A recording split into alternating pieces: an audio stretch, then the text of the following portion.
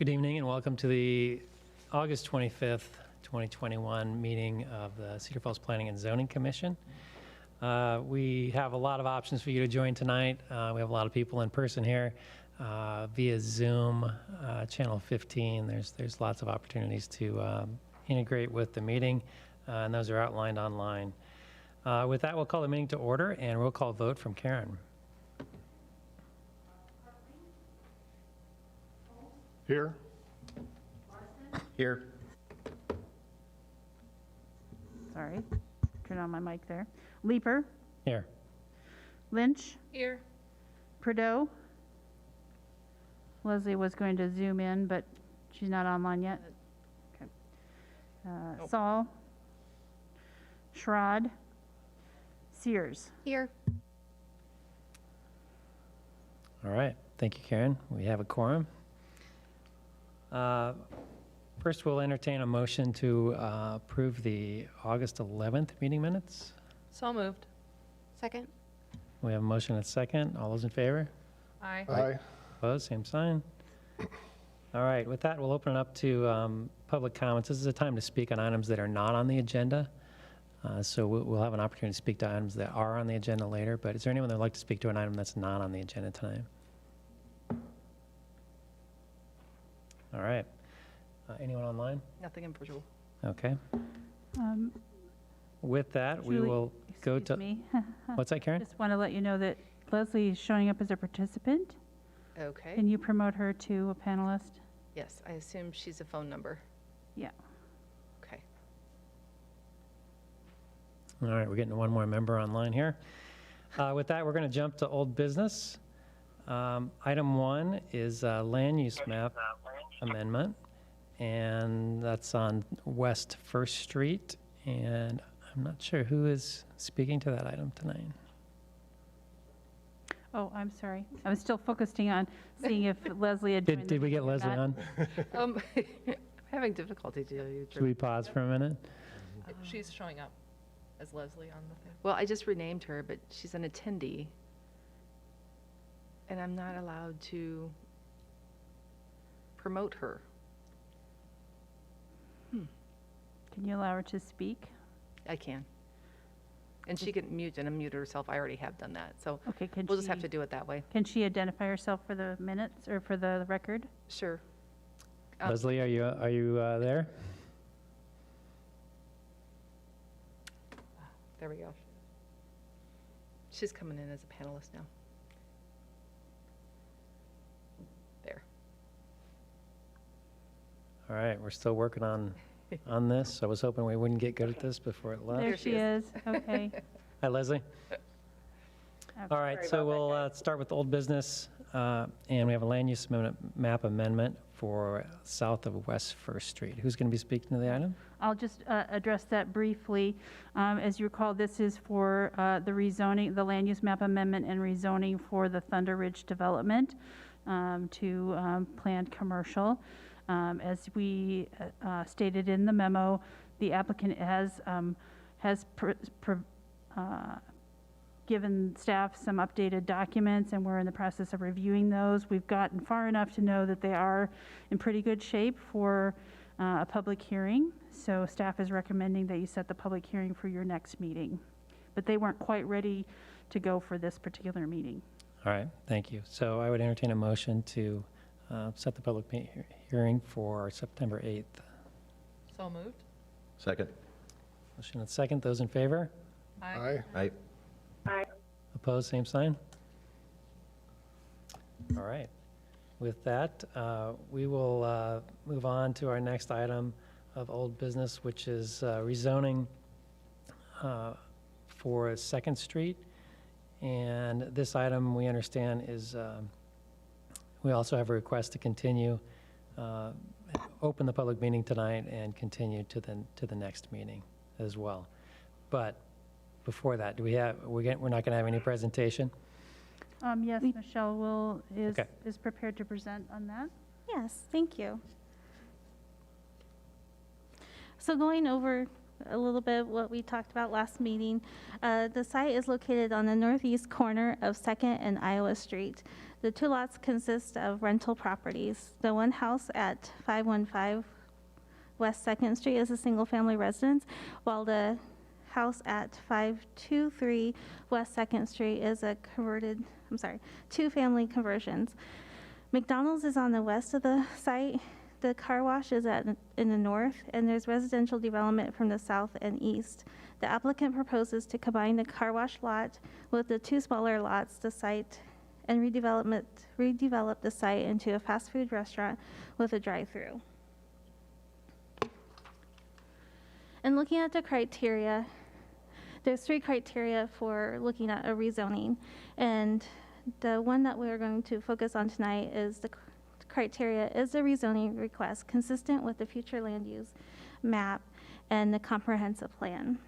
As mentioned before, in November 2019, Imagine Downtown Vision Plan was adopted by the city, and that is the comprehensive plan for this application.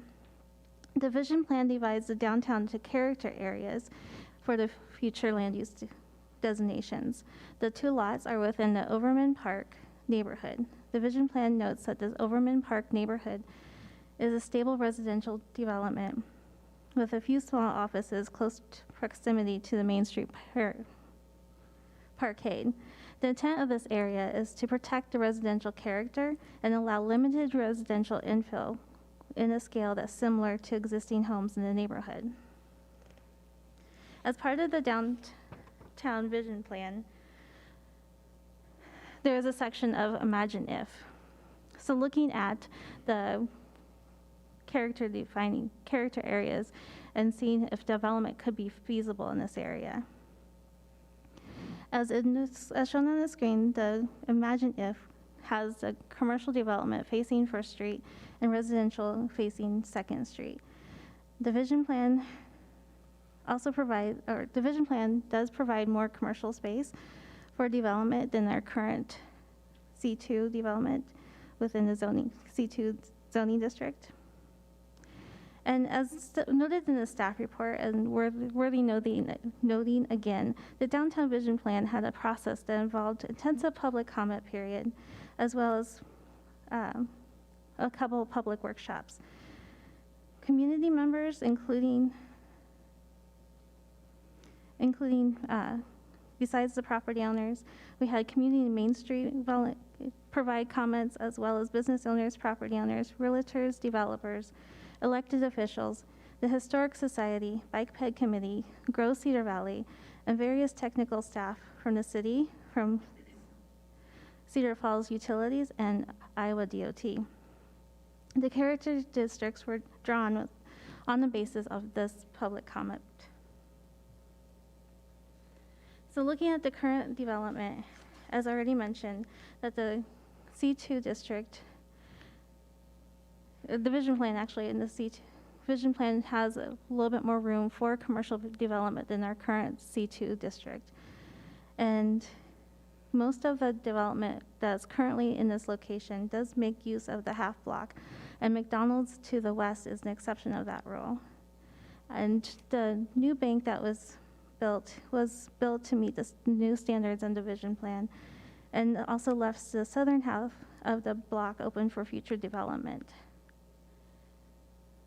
As part of the process for the updating the regulatory plan, as well as the zoning regulations, the public comment period that the Planning and Zoning Commission had included a public comment from the property owner, Kevin, and Kevin did provide a comment that he would like to see that more commercial space be provided in that block. The Planning and Zoning Commission reviewed that information with the help of staff and the consultant and chose not to move forward. With that, staff finds that the request for rezoning of the properties at 515 West 2nd Street and 523 West 2nd Street from R2 to C2 is inconsistent with the recent adopted downtown vision plan, and staff is available for any questions. All right, thank you. Any questions for staff before we open it up to the applicant? Is there anyone from the applicant that would like to speak to the item? Your name and address? Jim Benda, 1816 Valley High Drive, Cedar Falls. We asked for a continuance tonight because we weren't able to address some of the concerns at the last meeting. We got some drawings that are in the process right now, and rather than give you an incomplete set, we'd rather come to you with real documents so that we can show what we're trying to accomplish. Okay. So we're sorry we can't do it today, but maybe we can in 2 weeks.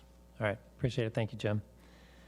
One other comment. In the description, it sounded like going all the way from First Street to Second Street with commercial zoning is inconsistent on First Street. We've got the sheriff's, or the, I guess it's the state patrol up there. We've got McDonald's. We've got commercial on Franklin Street that goes all the way from First to Second Street. And I understand that we've had a lot of public comment and things of that nature, but the size of the commercial projects that they're going to allow with the amount of commercial land they're leaving does not allow for much parking on site. And that's part of our argument, is that the parcels are too small in this commercial area to allow for the success of the businesses that do decide to locate there. If they are successful, they'll have to have employees park there, and they'll also have customers that won't find parking on site, and then they'll go to Second Street. So in our opinion, it's a threat to Second Street not to have enough parking on site. So we just think the parcels should be larger. It's very hard to develop. And one other question, since we're noting that they're allowing for more commercial square footage than what is currently there, could we get square footage numbers and what those are like? Because if it's 20 or 25,000, which we suspect that it is, you can't build much on that and provide for parking. And it's just an inconsistency maybe. Not all the elements of the downtown vision plan we're against. It's just a certain few in certain areas that maybe were overlooked.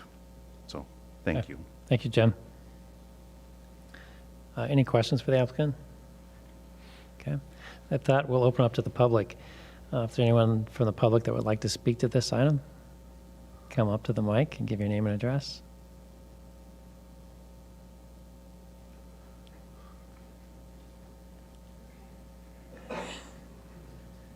We have a reluctant speaker. Very reluctant. I've never done this before. So, Heather Miller, 622 West 2nd Street. So my grandparents bought this house in the 1940s, willed it to my mother, and she's willed it to me. We are kitty corner from McDonald's and have been since it was made. And I'm sure that there have been a lot of comments regarding 2nd Street and the McDonald's that's over there.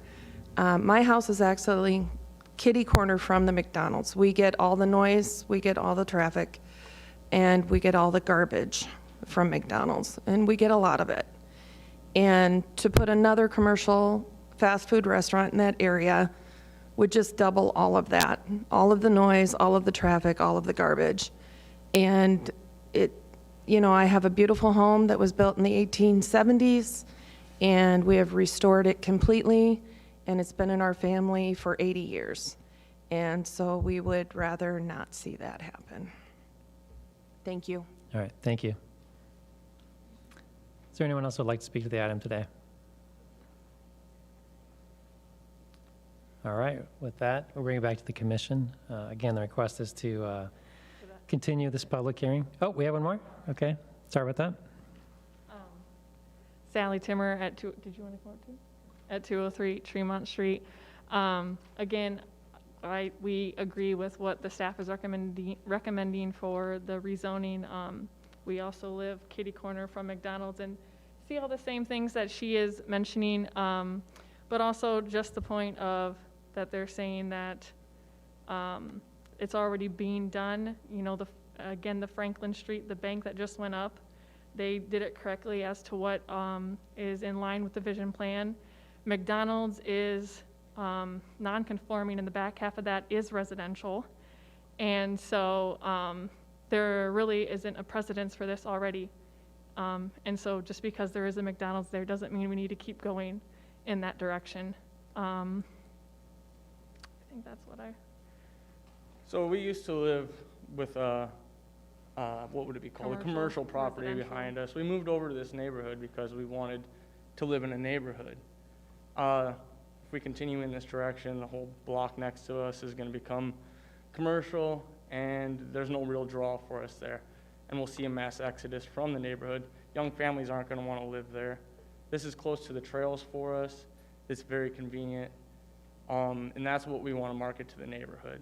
So my plea to you guys is to keep the neighborhood a neighborhood. So, Okay, thank you. thank you. Is there anyone else who would like to speak to the item? Name and address, please. Mary Jane McCollum, 807 West 2nd. I would point out that the person who owns the two properties, plus the person who is from Dubuque proposing this plan, plus Mr. Benda, none of them live in the neighborhood. They're all 3 miles to 90 miles away. And those of us who live there are the ones that are going to have to deal with this. I've talked to some of the neighbors that haven't been down to the meeting, and one of them pointed out that there have been police calls for fights in the McDonald's parking lot. I drove the street last week and saw the garbage in Heather's front yard. I have it in my yard, and because now the walkability, more people are walking down in front of my house, and I have cups and sacks and papers I pick up every week, and I am really west of this, so it's not just the wind blowing it east, I'm also getting it to the west. Mr. Benda talked about parking. I'm on the Rental Housing Appeals Board, and I've done that for 5 years, and every single issue that comes up has to do with parking. And it's a parking issue downtown, it's a parking issue on the hill, it's a parking issue with rental property, and unless you're going to sit outside a building, commercial or residential, it doesn't matter, you're not going to be able to force people to park on a certain place. The street is parked on now by trucks who stop and go to McDonald's. They don't pull into the parking lot. They park on Iowa. They park on 2nd. Some of the employees at McDonald's park on 2nd. It cannot be enforced. No matter what you say, it's a public street. People will park there. So I don't think expanding this for parking is a legitimate argument here for why this should be allowed. And I would ask each of you to ask yourself, would you want to live across the street from 2 fast food restaurants? And if the answer is no, then this is not something that belongs in this neighborhood. Thank you. Thank you, Mary Jane. Any other public comments? All right, with that, we'll bring it back to the commission. I'd make a motion to continue to the next meeting per the request of the applicant. All right, do we have a second? Second. All those in favor? Aye. Aye. Opposed? Aye. Was that an opposition or not? No, it's just a delay. Okay, that's what I thought. Thank you. All right, with that, that closes our old business. And we have item 4 on our agenda is new business, which I will be recusing myself from. All right. So up next, we have, for new business, we have a request for mixed-use site plan for Bluebell Health Plaza. Who'd like to introduce that item? That would be me, Mr. Commissioner. Thank you. Good evening, everyone. This is a case for MU District site plan for Bluebell Health Plaza addition along 226 Bluebell Road. As you can see, the location is highlighted on the screen. It's just east of the public safety building and just south of the Green Hill Road. In the next slide, you would see, just want to run with a quick background information for this site. The subject property is part of Lot 35 in Pinnacle Prairie Business Center North Subdivision, which was platted in 2005. And I say part because later on, this property was split in two parts with public safety building in the northwestern corner. In the next slide, Mercy One Clinic was built in 2006 with a site plan review and probably a master plan for future development of the site. As you can see on the screen, the plan was to add more buildings bordering the road, the Bluebell Road, and the parking lot was behind those buildings. So that was a plan that was brought up during site plan review in 2006. The other background information is this property is also part of the Pinnacle Prairie Master Plan, which was last updated in 2005. The highlighted red box is where this site is located. And as part of master plan, it's small on here, but I think the attachment was attached to the staff report. It has a connection of 10 feet wide trail, east-west, bordering the south property line. So the proposal for this site is the petitioner is proposing to add about 5,400 square feet of building, highlighted in red, to provide OB/GYN services with the clinic.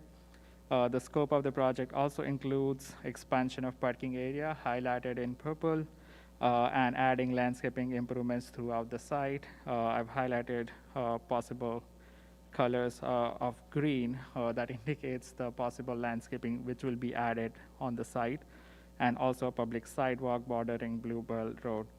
The subject property is an MU zoning district, and since the proposal is to include building addition and expansion of parking lot, which are considered as substantial improvement, therefore we need review and approval from Planning and Zoning and City Council.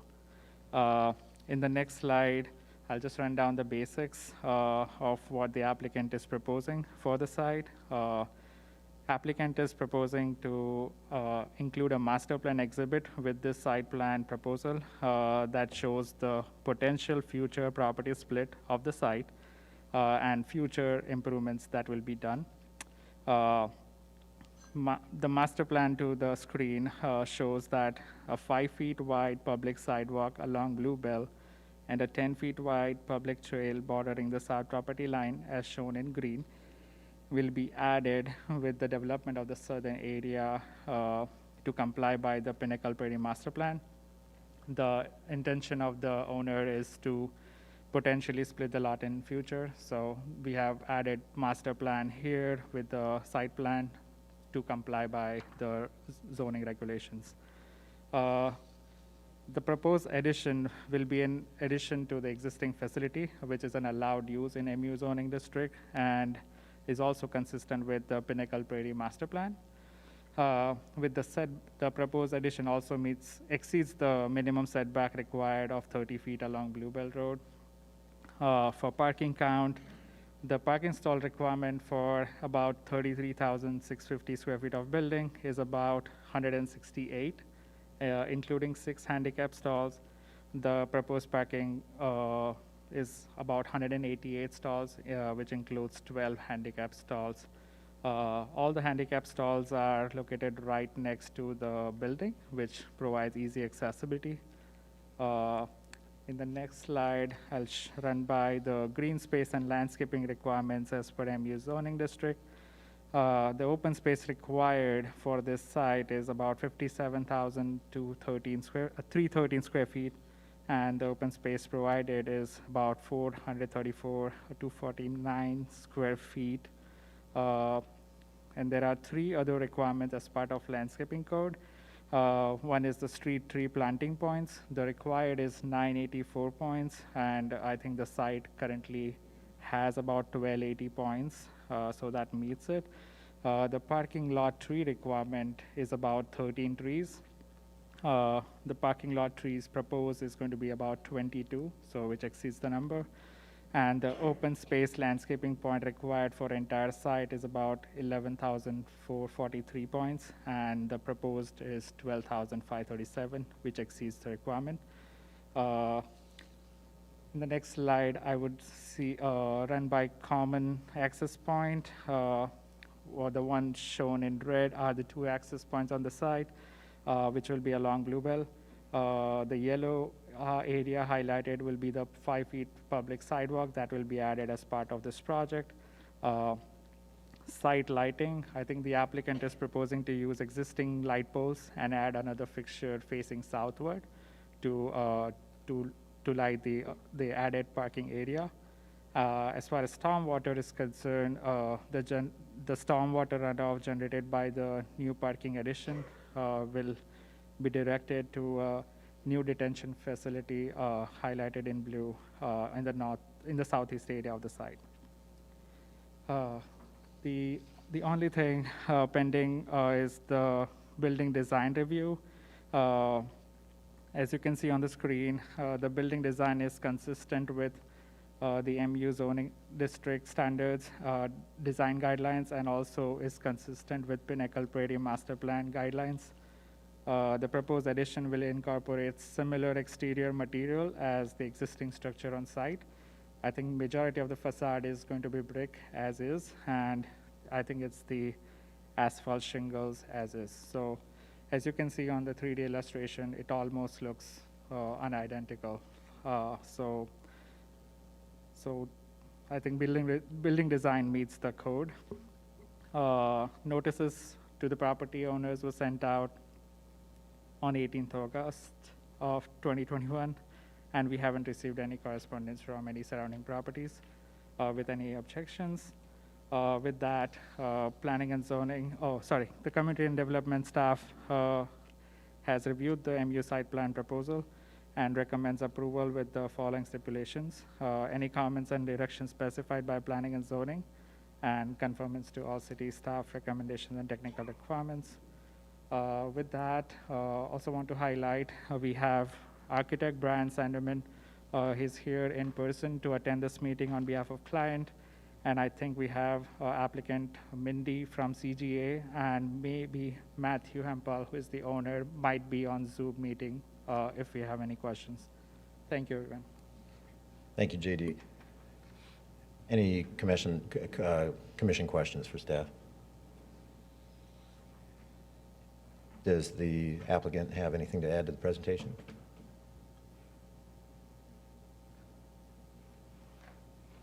All right.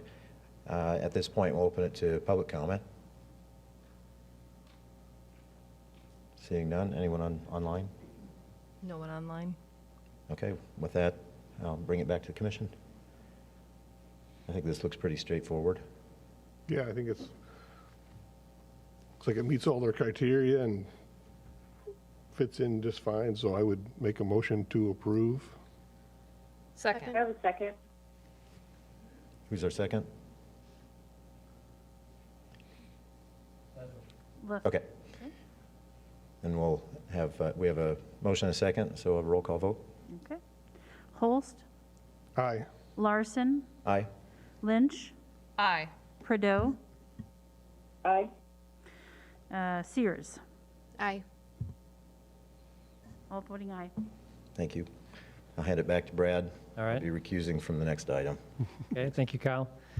The last item on our agenda for new business is the land use map amendment for Cedar Heights Drive and Valley High Drive. And Chris, you're all here tonight. Welcome.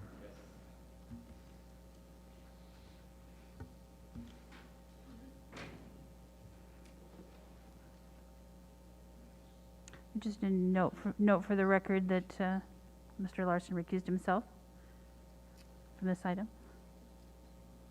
For the record, Kyle has recused himself on this item and has left the building. Thank you, Chair Leeper. Good evening, Commissioners. We have an application for a rezone of 6.38 acres on the northwest corner of the intersection at Cedar Heights Drive and Valley High Drive, shown by a star on the graphic on the screen. The applicant is requesting that the subject property be rezoned from C1 commercial to an RP planned residence district. At the site, the applicant would like to build 6 12-plex units. This request also involves an amendment to a larger area of 12.5 acres of the future land use map. We're bringing this forward tonight for introduction, discussion, and setting a public hearing. On the current land use map, this entire area is designated as office and business park, shown in pink up on the screen. This use is more prevalent to the north of these parcels with a dental office, a credit union, and an educational office. All of the properties that we propose to amend either have been developed or are proposed to be developed as medium-density residential areas shaded in orange.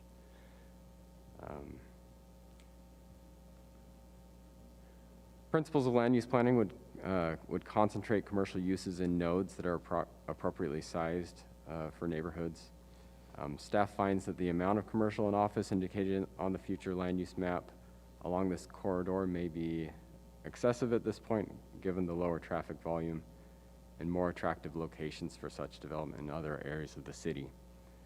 Also, additional residential development will provide needed housing in the community and help create more demand for nearby retail and commercial services.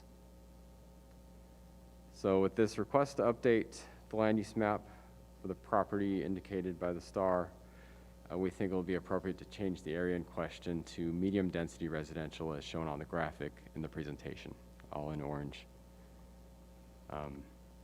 With that, we recommend setting a public hearing for this land use map amendment for September 8th. Chairperson Leeper, at your discretion, we can pause here for comments and discussion by the commission, or I can delve into the rezone portion and open it up for discussion after that. Thank you, Chris. Any questions for Chris right now? Okay, with that. Just to reiterate this, so the staff's position is, because this is always questionable, commercially zoned land is always, it seems like at a premium and nobody wants it anywhere. So giving up commercially zoned land you feel is appropriate? Yes, in this case, it does seem appropriate with the way that everything's developed around it. Okay, thank you. Is there anyone from the applicant that would like to speak to the item? Nothing to add. All right.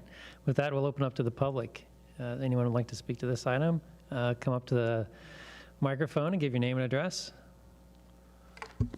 John Lane. I reside at 3909 Legacy Lane, Unit Number 1. I've been actively involved in my HOA as a director on that board since 2014. What I share with you tonight are only my personal concerns, not any of that of any other owner in either HOA. I apologize if some of these overlap that of the next meeting, because I understand, or in my mind there's some confusion. I believe you have the documents I'm going to refer to. A letter from Trent Law Firm, correct? Yes, we have. And I assume you've had time to review it. We have not. We have not. We just got those tonight. We So got it when we got here, so. Well, So that letter was received today, and so we handed it out to the commission for their meeting. It wasn't available when the packet was sent out last week. yeah, our packets are sent out ahead of time. So should I save my comments till September 8th or continue? That is entirely up to you. We will have time to speak to it at the next I meeting. think I want to be on record, Okay. if I may. Yeah.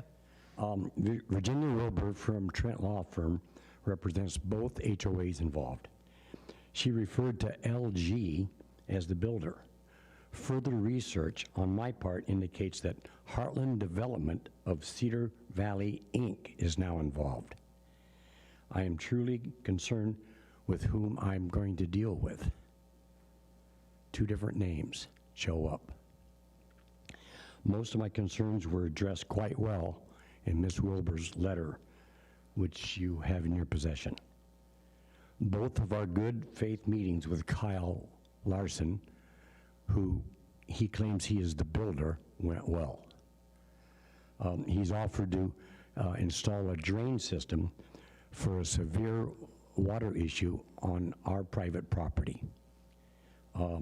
I do politely ask that that be in writing, the time, date, when, where, and how that's going to be done. This is a big and lengthy project. I suggest that the drain, the berm, and the vegetation be done before any construction begins. We don't want it done in 3 phases to tear up our property over 3, 4, 5 years. At a Zoom meeting with Kyle on May the 8th, 2020, he stated, and I quote, "The building height, ground to roof, will be 29 feet." Also, quote, "Once the last Creekside fourplex is done, I will be ready to start on the first building, beginning on the north end, up near Cedar Falls Alternative High School building." That being said, I'm concerned that now he wants to start phase 1 on the south end. If by chance the project doesn't get completed, the character of the neighborhood will be compromised because you've now got 2 40-foot tall. By the way, notice it jumped from 29 feet to 42 feet tall. On the corner, next to Creekside, followed by perhaps 4-unit on-grade condos up to the high school building. I feel his original plan is better. Start with 2 of the 3-story up near our current 8-plex 2-story building.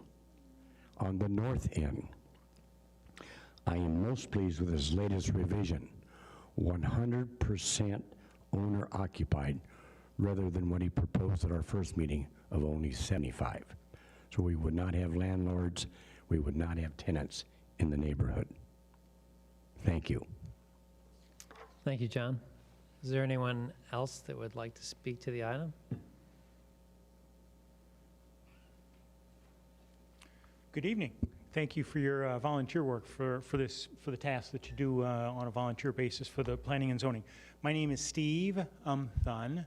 I live at 4102 Legacy Lane, Unit 4.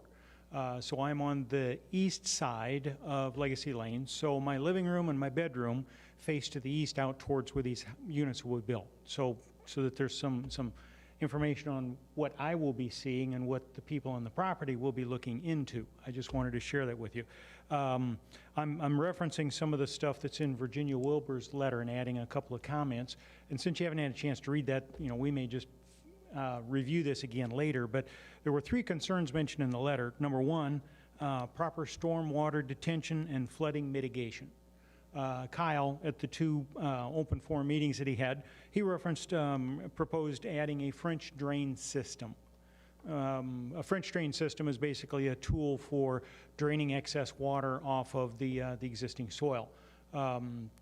Because of the slope of the land that he's going to be building the berm up to provide protection, in a heavy rain, a French drain system won't capture enough of the water to be able to pull that off. Now, I actually have an article, and I don't know that it was provided. I can leave it with somebody. It's the title of the article is "The Fallacy of French Drains." It's potential drawbacks and alternative drainage solutions. I'd be willing to leave a copy of that so that you can have that also. As an alternative to the French drain system, I would strongly encourage the city to look at recommending or installing what I would call a lateral ground level stormwater intakes. So instead of having French drain where we're relying on water soaking through the sod to get to the French drain, we actually have essentially stormwater intakes ground level to capture the water as it runs off of the hillside that will be created as a part of the protection. So just a suggestion, and if we need to delve more into that at a future meeting, we can do that. Development, design, and traffic was the other item, item number 2 in the letter. We're very strongly, the recommendation from the city is to not have an access point on Valley High Drive. And we simply want to reinforce that the access points for this development should be off of Cedar Heights and not have a connection with Valley High Drive, because if anything is on Valley High Drive, it's a right-hand turn and 50 feet to get to a private street that's been paid for and is maintained by individual property owners and not the city. And it will be almost impossible for people coming off of this development to not want to take a shortcut and go up through somebody else's property. So I just want to reinforce the desire to not have an access road that comes onto or off of Valley High Drive. Last point, buffering and privacy. We just want to ensure that the raised berm that Kyle is proposing as a part of the design and the vegetation and trees are high enough to provide the privacy necessary for both the existing landowners, myself and my other neighbors, and also the new owners of this development. I don't think anybody really prefers, whether you're one of the condo owners or one of the existing landowners, looking at each other through our bedroom windows. So with that, I want to thank you very much for your time. I appreciate your willingness to listen to us, and have a good evening. Thank you, Steve. Is there anyone else who would like to speak to the item?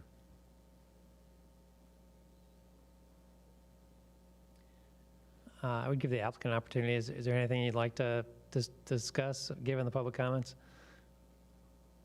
Name and address, please. Good evening, Dan Levi, Levi Architecture, 1009 Technology Parkway.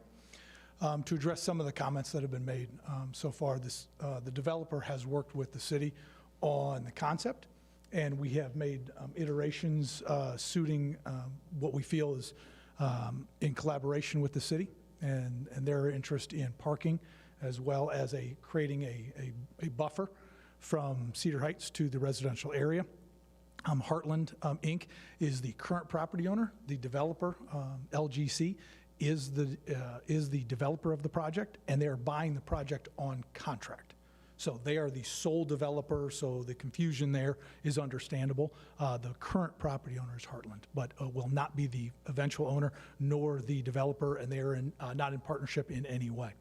The berm that we spoke of on the west side is at minimum 3 feet, except for a small portion at the very south end. The idea there was that the berm will block all headlight traffic from the development going west. So none of the property owners to the west will see headlights at any point. And then there's vegetation on top of that yet for beautification and for further light pollution and noise pollution from the traffic at Cedar Heights. The berm that was referred to, or excuse me, the stormwater and the French drain that was referred to would be in addition to, on the west side of the berm, that would be in addition to the regulated required stormwater detention by the city of Cedar Falls through SUDAS standards. So of course, all stormwater and water mitigation would be taken care of in the required legal purposes. All right, thank you. All right, with that, we'll bring it back to the commission. So just a point of clarification, Chair Leeper, are we still just referring to the land use map amendment? I know we've gotten a little bit mixed between the rezoning and the land use map amendment. Just want to note that Mr. Seavey has additional information about the rezoning. Okay, so this is about the land use only at this time, is what Karen is saying, and we'll talk about details specific about the project at a later date, but, okay. Okay. If that's all right, I'll continue speaking about the rezone. Yeah. We can address that as well. Okay, so as already discussed, the applicant is seeking to build 6 12-plex units on the 6.38-acre property at the northwest corner of Cedar Heights and Valley High Drives. The height and number of stories of the desired buildings would not be allowed in the C1 commercial district. The proposed rezone is to an RP planned residence district. There are 3 primary criteria for a rezone. The first is consistency with the future land use map, which we have already discussed. The others have to do with access to streets and city services, such as utilities. These criteria are met. This property borders residential uses on 3 sides and provides assurance to the existing residents of how this land will be developed. The C1 district does not require mandatory review by the Planning and Zoning Commission and City Council, and actually has a broad list of uses such as gas stations, restaurants, and grocery stores that could otherwise go there with little or no input from the public. City staff finds that the RP district is appropriate and ensures that neighborhood concerns can be considered in this process. I'm not going to read the slide word for word, but the proposed setbacks that may be made a condition of the rezone are far less imposing than would otherwise be allowed in the C1 district. Based on discussions we've had with the applicant, some conditions of this rezone should include only 2 access points to be allowed off of Cedar Heights Drive. That doesn't preclude an access point off of Valley High Drive, but as Cedar Heights is an arterial, that the access points should be limited. A code-compliant landscape plan will be required prior to site plan approval. Screening of the parking area will be required and will be reviewed when the applicant seeks the building permit. Current submitted plans show the berm that was discussed by Mr. Levi,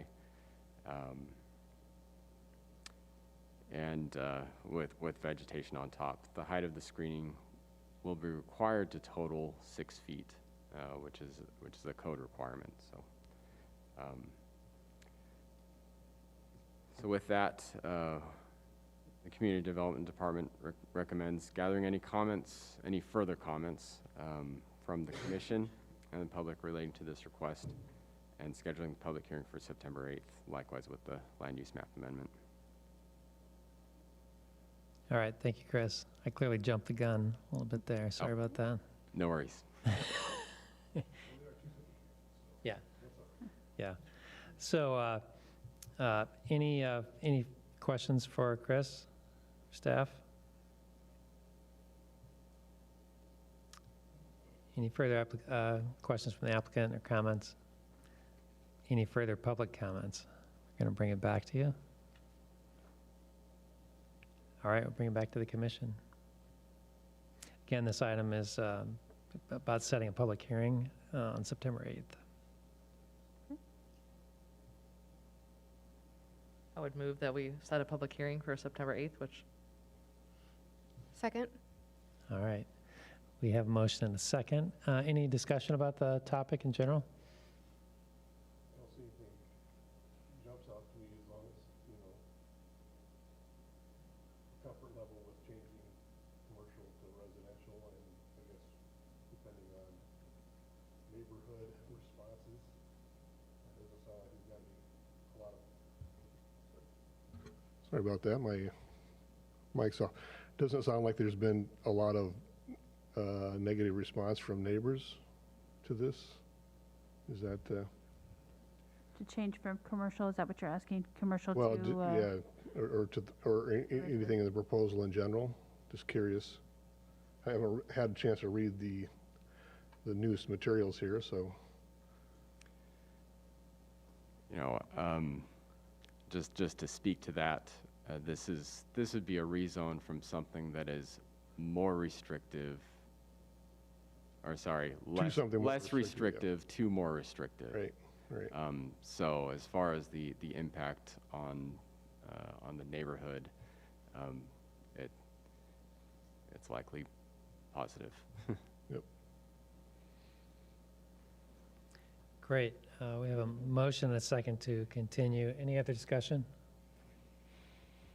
Okay, we have a motion and a second. All those in favor for moving forward to the public meeting? Aye. Opposed? Aye. Leslie, I'll take that as an aye. All right. Sorry, my sound is cutting in and out, so I'm having a hard time hearing. I do approve of setting the meeting. Okay, thank you, Leslie. All right, with that concludes our business.